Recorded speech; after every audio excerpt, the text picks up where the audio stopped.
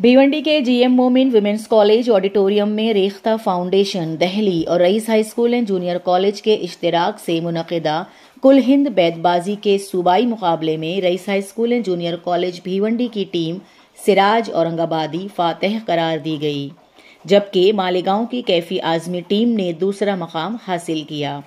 ملحوظ رہے کہ انعام یافتہ ٹیم ماہ دسمبر میں نئی دہلی میں منعقد ہونے والے اردو زبان و ادب کے ثقافتی میلے جشن ریختہ میں مہاراشٹر کی نمائندگی کرے گی۔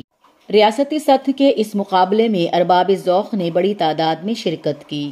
ریختہ فاؤنڈیشن اور رئیس ہائی اسکول کے زیر اہتمام منعقدہ قومی سطح کے اس بیت بازی کے مقابلے میں معروف شاعر عبید اعظم اعظمی اور حامد اقبال صدیقی نے جج کے فرائض بحسن خوبی انجام دیے۔ فیصلے کے مطابق انصاری فلک محمد شاہد، انصاری مریم ممتاز اور انصاری ثنا بطول محمد حسین پر مشتمل رئیس ہائی اسکول بھیونڈی کی ٹیم سراج اورنگ آبادی کو اول انعام سے نوازا گیا، جس میں 21,000 روپے نقد، میمنٹو اور سند تفویض کیے گئے۔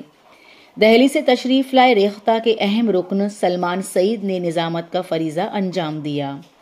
بیت بازی کے اس مقابلے میں کوکن مسلم ایجوکیشن سوسائٹی کے سیکریٹری دانیال قاضی، نائب صدر ایڈوکیٹ یاسین مومن، رئیس ہائی اسکول کے سربراہ ضیاء الرحمان انصاری، وائس پرنسپل عامر صدیقی، اسسٹنٹ ہیڈ ماسٹر مخلص مدو، محمد رفیع انصاری، عبدالعزیز انصاری کے ساتھ دیگر مہمانان موجود تھے۔